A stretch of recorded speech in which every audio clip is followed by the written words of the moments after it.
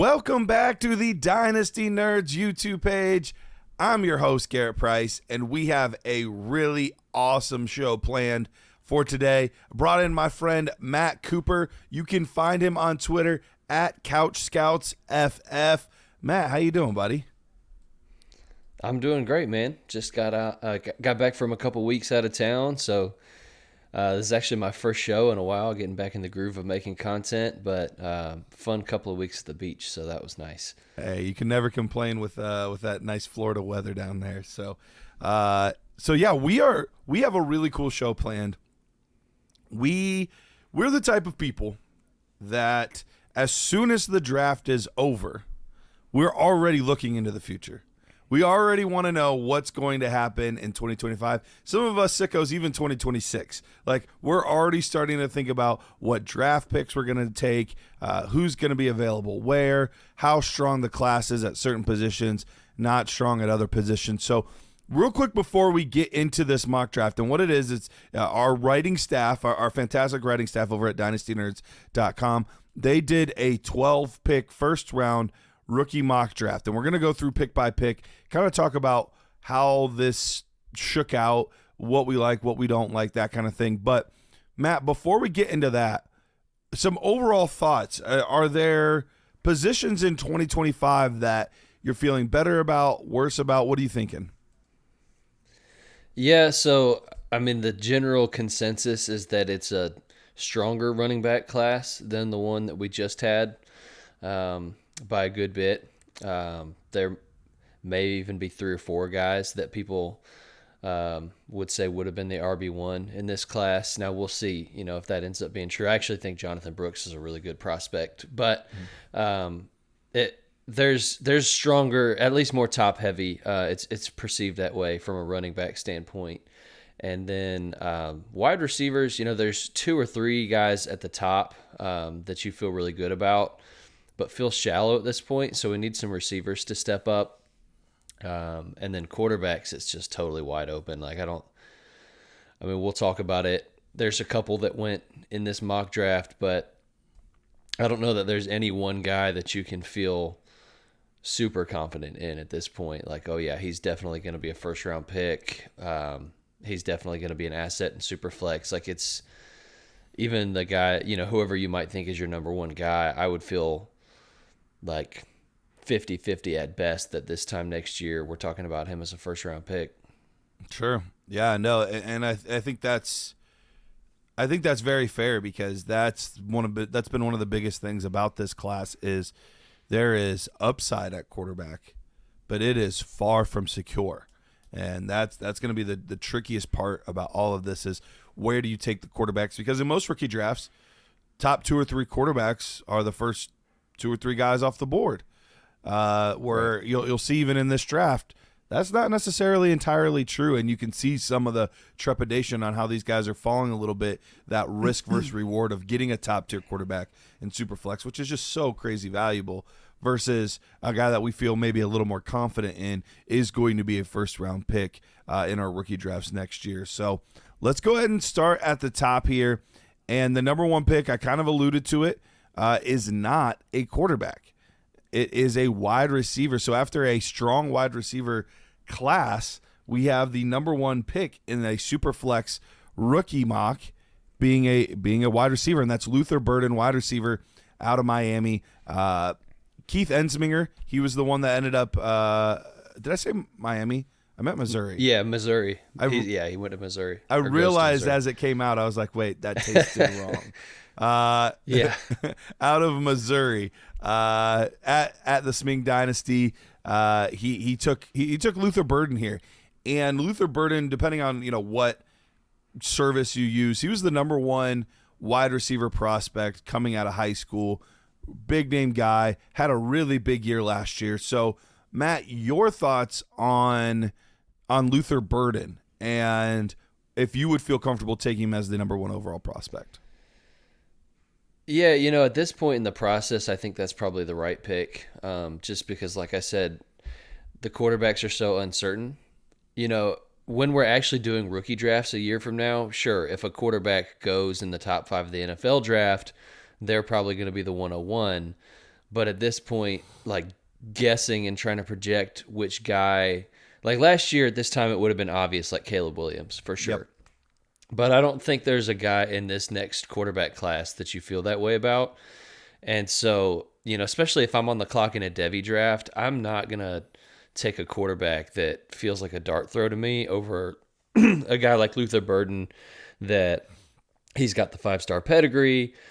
He came in, he had a pretty respectable freshman season. He was, developing as a true wide receiver in most of his stuff. I mean, he was contributing in the return game. He was, taking rushing attempts. He was being used in all these really gadgety ways as a freshman. And then he came in his sophomore season and just absolutely dominated the SEC. Started playing a lot more of kind of that true wide receiver role, catching passes down the field, answering some of the questions that you had about him. True. And just putting up huge numbers week in and week out against SEC competition. So to me, he feels like probably the safest player that you could take at this point in the 2025 class. And definitely, I think the right pick at this time with the information that we have at the 101. Yeah, no, I agree. He's looked really good. I think there's debate as to who the top wide receiver in this class is going to be, but many people would go this direction and say Luther Burden is in fact the top guy. So when we get to 102, we do see our first quarterback coming off the board, and that's Shedeur Sanders out of Colorado, obviously son of famous head coach and former NFL superstar Deion Sanders.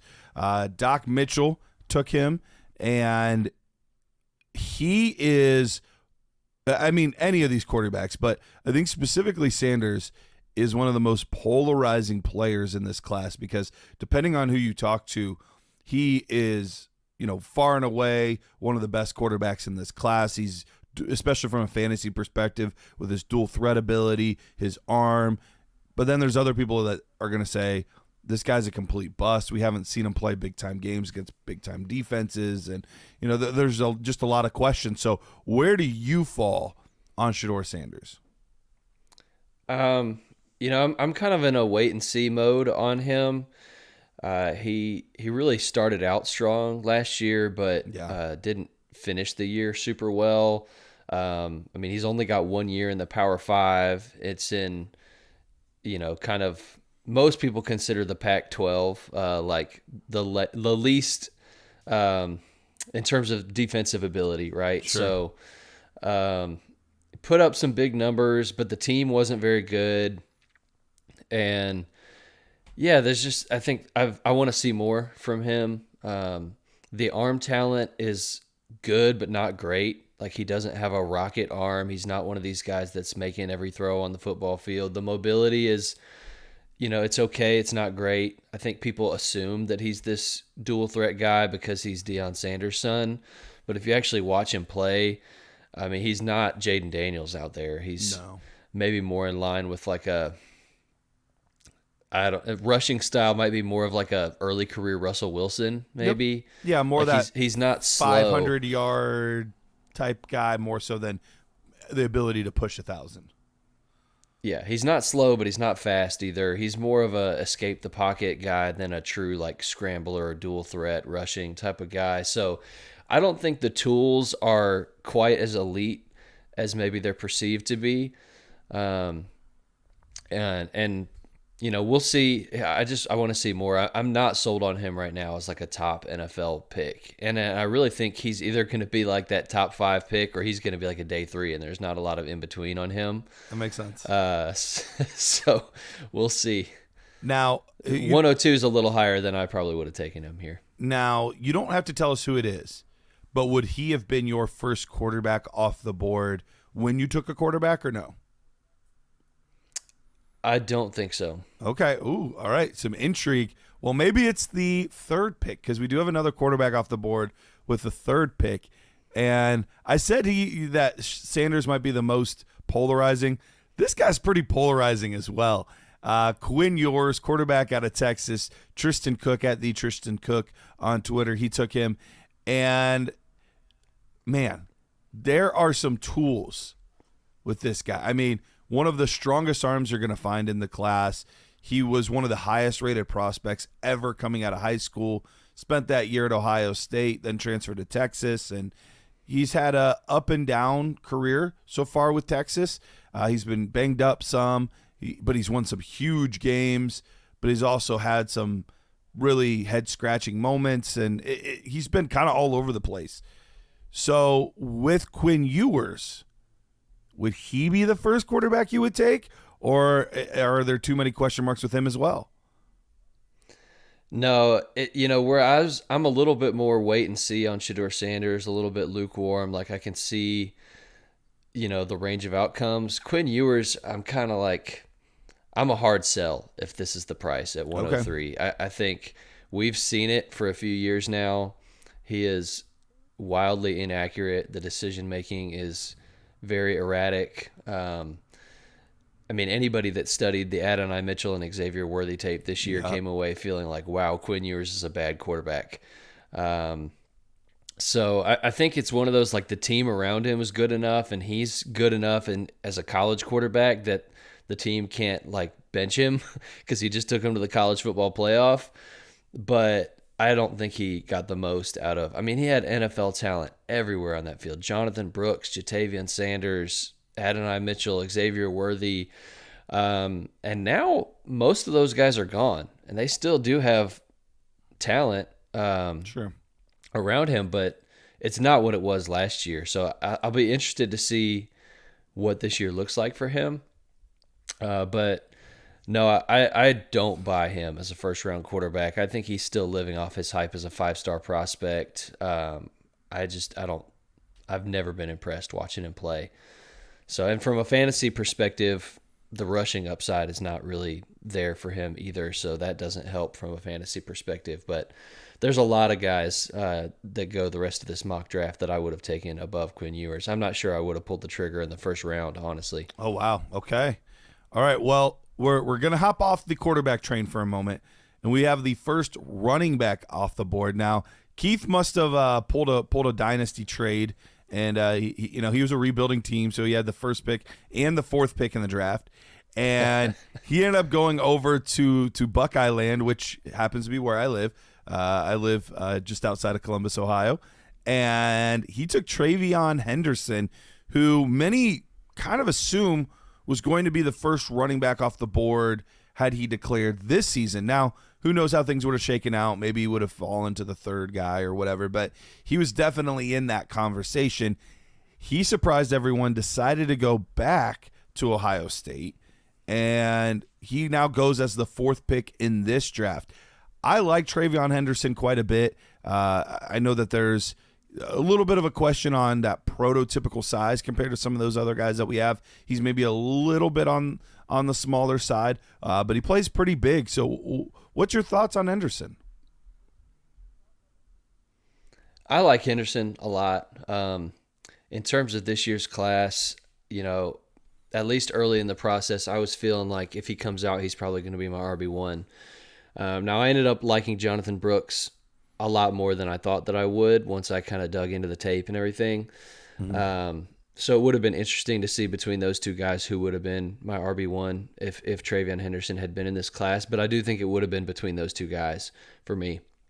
And so, he's extremely explosive. He's just got juice that you can't teach. He has shown the ability to catch passes. I think he's shown the ability to be tough between the tackles at times. He's not necessarily a power back as his calling card. He's not like a Bijan Robinson out there that's just the whole 100% package. He's definitely more of a speed and elusiveness type of back. But I really like a lot of what I've seen out of TreVeyon Henderson. And I think he's got a shot to be – I don't think he's a lock to be the RB1 in next year's class, but I think he's going to be in the conversation for sure. Yeah, absolutely. Totally agree. And, we mentioned it earlier with Luther Burden. Well, Henderson was the number one running back in his class coming out of high school, so you love having that pedigree kind of carry over all the way through. Now, some random jabroni hopped in this draft and picked at 105, and he decided to go with a guy named Carson Beck. I don't know. I don't know anything about this guy. Just kidding. I was the one that made the pick. But 6'4", 220 out of Georgia. Now, don't feel like you have to be nice just because this was my selection here. But my thought process going into this was he gained a lot of steam. He's a player that, yeah, he doesn't offer the rushing upside that maybe some of the other guys could potentially offer at the position, although this isn't a very run-heavy class at the quarterback position. But he showed a lot at Georgia, playing against some of the best defenses in college football, and his odds were the second best to go number 1 overall at the time. Now the odds have actually even shifted where he's actually now the favorite to be the number 1 overall pick in 2025. So where are you at with Georgia quarterback Carson Beck? Yeah, so, you kept asking me, is this the guy that you would have taken number 1?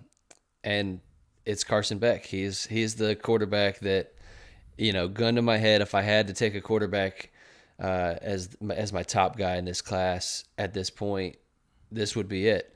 That being said, from a fantasy perspective, the rushing is not really there, so he's got to be a high-volume passer. He's got to really be getting it done with his arm. Georgia quarterbacks have typically not been that, but that doesn't necessarily mean that he wouldn't be used that way in the NFL. I do think he's shown some good traits in terms of just the ball looks really smooth coming out of his hand, has a lot of zip on it. Every time I watched Georgia play this year, because he wasn't really early in the season, he wasn't really considered a huge Devy asset. I think, I'm the film room coordinator for Dynasty Nerds, and he was 2024 draft eligible. I think initially we didn't even have him on our sheet. And so, no. He wasn't a huge name. And then the more that I watched Georgia for like Bowers and some of these other guys, I was like, man, this Carson Beck guy looks good. Like, he looks really good to me. So kind of the opposite of the Quinn Ewers, where you're studying these guys and you're going, wow, Quinn Ewers looks bad. Beck always popped in a positive way for me anytime I watched Georgia play. Initially I was thinking he's going to come out in this class and he could be a potential, day 3 kind of sleeper pick. But he stayed, which I think is really good for his stock. And he's coming into a much weaker quarterback class. And so, yeah, I don't know how much upside there is just from a physical tool standpoint, but I think he's a really good player. Like, I feel more confident that he's going to be a good NFL player than the other 2 guys we've discussed. Well, I'll give you your paycheck for saying that after the show. So I appreciate that. So let's get to 106 here. Dwight Peoples decided to take Tetairoa McMillan at 106. And I'll be honest, this was a pick that I was flipping back and forth between Beck and McMillan when I was on the clock. McMillan is kind of the other guy in this class at the moment that's strongly being considered as the number one wide receiver in the class. With Luther Burden, you have kind of more of that Deebo Samuel style player where he's stocky, built almost more like a running back, can do a lot after the catch. Whereas McMillan at 6'5", 210 pounds, he's got that true alpha, that true X wide receiver type of build to him. And there's some really intriguing highlights, but we don't normally see wide receiver ones coming out of Arizona. And so this is a little bit of a newer stomping ground for some of a top guy like this. So what do you think about McMillan out of Arizona? Yeah, I really like him. In fact, I do a Devy show with Matt Hicks and the Rookie Big Board. I do the Devy Big Board for him. And so me and my co-host Skip, we did a 2025 way too early mock of our own a few weeks back. And he actually went 102, wow. And I was the one that took him at 102. So you love this value. Yeah, I mean, Dwight, he's a good friend. I love Dwight. And he's a Devy guy, so he knows his stuff. And Tet, he has shown more of that true alpha X type of thing than Luther Burden has. I think most of Luther Burden's stuff has come out of the slot. I think Tet would be getting a lot more respect and a lot more love if he didn't play like super late night games on the West Coast in the Pac-12 against, kind of these cupcake defenses. But from a production standpoint, he was just as dominant as Burden was this season. And then he's got that ridiculous size at like 6'4", 6'5", over 200 pounds. But he can separate. He's earning targets at a consistent rate. I tend to shy away if a guy's just like a size speed merchant that's just way more athletic than all the other guys in college, and he's really low volume and he's not earning targets. But that's not the case with Tet. In fact, I think he's actually not that fast. He doesn't have the elite deep speed, but he's so big and he's pretty nuanced, and he's good at creating separation both in his routes and at the catch point. He's got phenomenal ball skills. So I think right now, it's different. If you're talking about who would I take in a Devy draft, Tet would be my 102. But if you're talking about who do I think is going to be in a rookie draft next year when we actually have draft capital on all the variables, there's probably going to be some quarterbacks that maybe push Tet down the board once we know.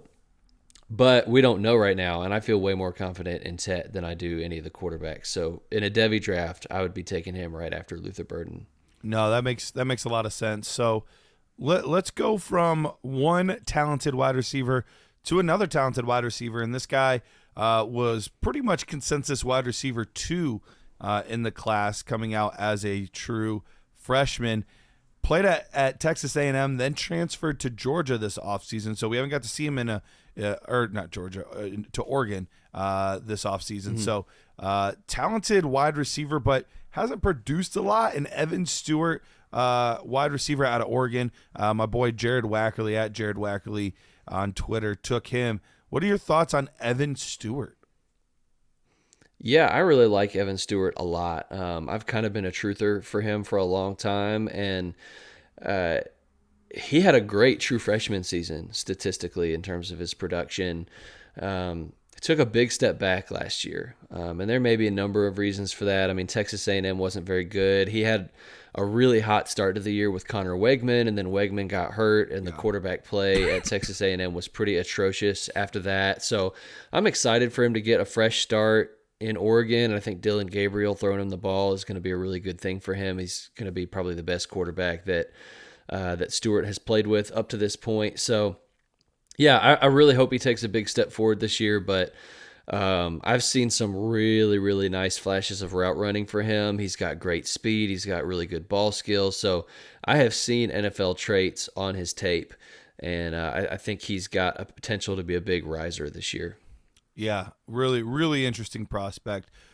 He feels like another one of those guys that the ceiling is crazy high, but there's also a very low floor, and it could go either way with a guy like this. So really, really intrigued to see how he does up there in Eugene.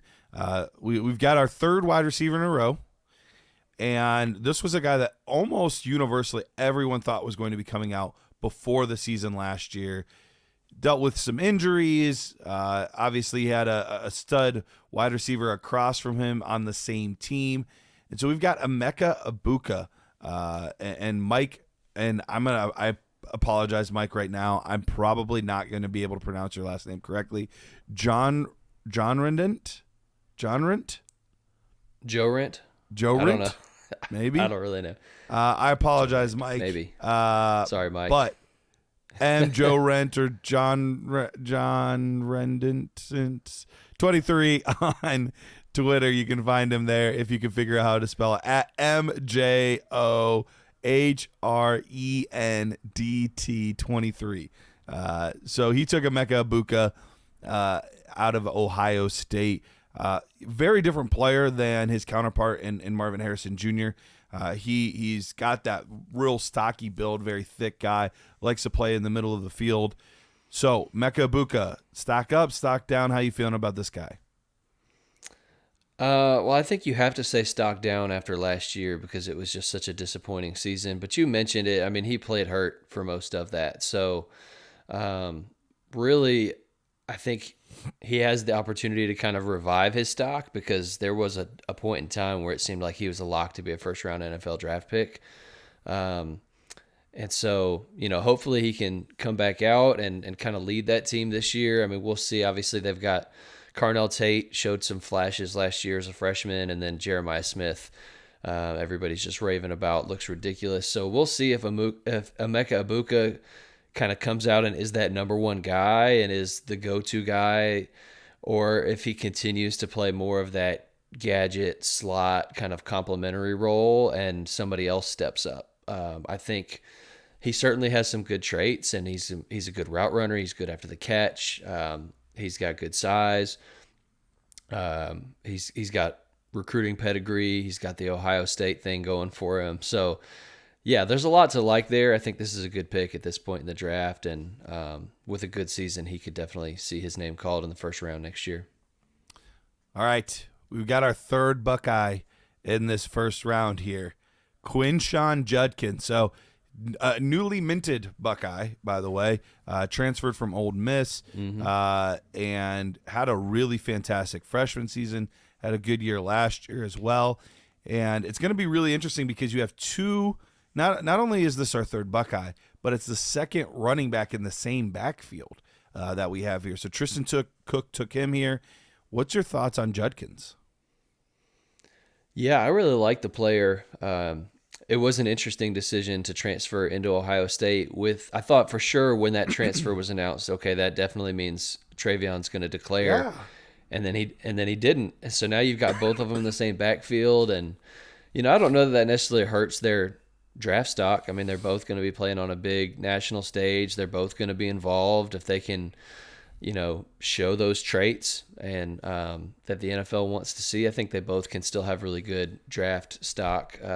Despite, maybe less college production, but I don't think the NFL cares a ton about that. But Judkins is a great player, between the tackles in particular. He's not shown a lot as a receiver, but when he does get the ball thrown his way, he looks like he's got pretty soft hands. He, at least can do the check down Charlie kind of stuff.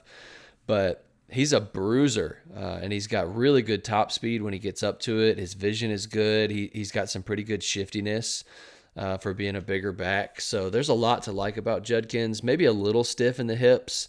There will probably be, there's always, when you get to the draft season and you get access to all 22, there's always things that you can nitpick about all these guys. But overall, I think Judkins, there's a lot to like in his game. Well, we have a little bit of a running back run going now, and we will to close out this draft. Spoiler alert. And my boy Jared Wackerly has been talking to me about this guy a ton. He's very, very excited about him. He took him here at the 110, and it's Ashton, and I'm going to pronounce the last name wrong here too. Jeanty? I think it's Jeanty. Okay, maybe I didn't. Maybe I'm smarter than I thought. Ashton Jeanty, running back out of Boise State. So at first you're like, oh, Boise State? But if you look at it, Boise State's actually had a pretty good pedigree of putting out NFL caliber running backs, maybe not superstar running backs, but NFL caliber running backs over the past couple decades. And man, he had a fantastic sophomore season. Just put up huge numbers. Not the biggest guy, 5'9", but roughly 210 pounds, which at 5'9" is very, very solid and very respectable. And when you're looking at things like more forced missed tackles, he was awesome, just absolutely awesome. So a lot to like in this player. He goes at 110 here. You comfortable with him at 110? Yeah, I think it's aggressive, but I love it. Jared is sharp. He knows his stuff. I've been on Jeanty for a little bit now. I think it was actually Dwight Peebles that first put me onto him months ago, before he was kind of a hot summer name. But, yeah, the dude, every time not that I've watched a ton of Boise State, but anytime I've seen this guy play football, he's just popped on film. If you went and watched, if you were deep in the weeds, like I know you and I both were, and you're watching a guy like George Holani this year for Boise, you're going, who's that other running back? Because he's electric. He makes people miss.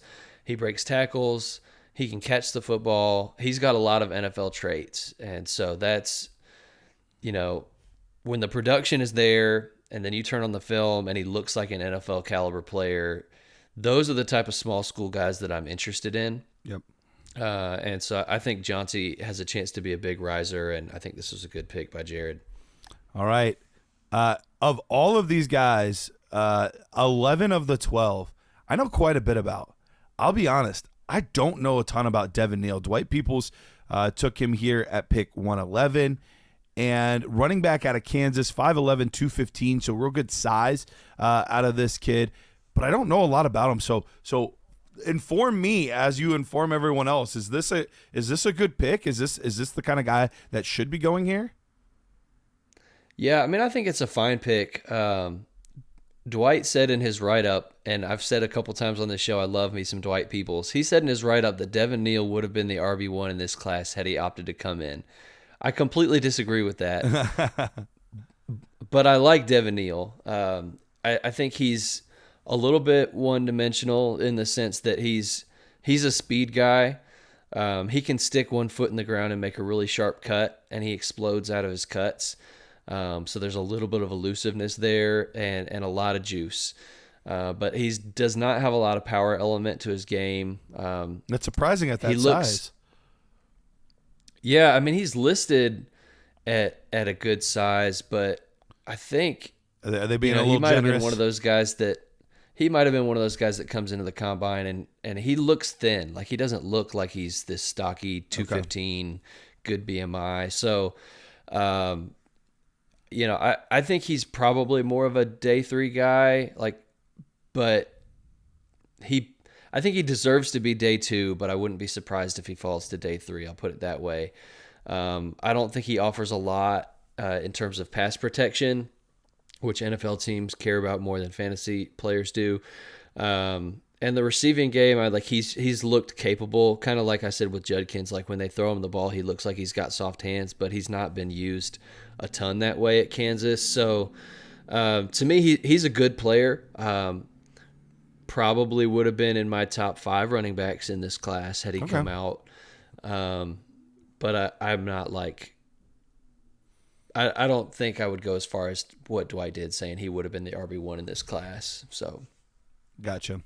Well, then let's wrap up. Draft capital is going to be interesting. All right, well, let's wrap up this draft then with the last guy, and I believe this was the Doak Walker Award winner. Correct me if I'm wrong, right? I'm not positive. I didn't see who won the award, but okay, I'll look it up while you're talking. I'm fairly confident he won the award, and we're talking about guys with size. 6'1", he's listed at 211, and that's Ollie Gordon out of Oklahoma State. Put up over 1,700 yards and 21 touchdowns. Was just an absolute monster for Oklahoma State last year. So, last pick of the first round, did my guy Joe Goodwin at JGoody77, did he get it right? Yeah, I think this is a good pick. I like Ollie Gordon probably even more than a couple of the other running backs that have gone ahead of him. He looks every bit of 6'1". If you watch him play, he's tall for a running back, and he's a little bit of an upright runner. But he can finish his runs with some pop, plays with good power. He's has done a little bit in the receiving game as well for being a bigger back. And the production this year is just ridiculous. I mean, 1,700 yards rushing and 21 touchdowns on the ground, while also grabbing 39 passes for 330 yards and a touchdown. That's ridiculous production, even when you account for the fact that it was the Big 12, where everybody seems to put up ridiculous stat lines. But he's a good player. I think he's got good lateral movement for being a guy that's that big. He's got good receiving ability for a guy that's that big. I think there's definitely going to be a lot to like from an NFL standpoint with Ollie Gordon, and he's a guy that I've definitely been scooping some Devy shares of. So I like that here at the 112. Awesome. And yes, he did in fact win the award in 2023 for the best running back in the country. So congrats to him. And congrats to you guys for listening to this episode. We got through all 12 picks. Hopefully this gives you a good idea of what to expect next year. Maybe some of the names to kind of pay attention to. Matt, I know we're running a little longer than we originally thought. Give me 1 or 2 names that you would have considered in the first round had you been a part of this draft. I think an interesting name to consider is Omarion Hampton out of UNC. He's a big back with really good production that has good speed for his size. He's not the most lateral guy, but he's a powerful back with good juice. And yeah, I mean, we'll see a guy that used to be considered at the top of this class that really isn't anymore because he had a disappointing season is Nick Singleton. Just athletically, he's got all the potential to be a top guy in this class. I'm not sure how skilled he is at actually playing the running back position. So it'll be an interesting season to see if he bounces back. That could put his name in this conversation. But yeah, overall, I think we covered most of the big names here, and it's just interesting to see. I don't know. I didn't count exactly how many running backs, but it seems like maybe at least 6 running backs went out of these 12. Whereas this year, Brooks was like the only running back that you would have considered taking in the first round. So, definitely seems like it's in line to be a stronger running back class. Yeah, absolutely. Well, thank you guys so much for tuning in. Matt, anything you want to plug real quick before we get out of here? You can check out our YouTube page at Couch Scouts, and find me on Twitter. We've got a free Discord that you can find linked on my Twitter page, and we would love for you to hop in, be part of the community. Couch Scouts, we love breaking down the film and we think it gives a pretty good edge. We put out a rookie guide this year, so if anybody's still doing your rookie drafts, you can find a 70-plus page PDF cheat sheet for your rookie drafts for $10. So those are some of the things we've been working on. It's kind of, it's definitely Dynasty summer right now, so we're a little bit just we'll have our weekly podcast going on between now until the season starts. But other than that, definitely check those things out. Would love to meet some of you guys. Awesome. Well, I appreciate it, man. Thank you so much for your time. Thank you guys for tuning in. Stay locked into the Dynasty Nerds YouTube page because we have so many awesome videos coming out all summer long. So just because the off season slowed down a little bit doesn't mean that we are. So stay locked in to the Dynasty Nerds YouTube page.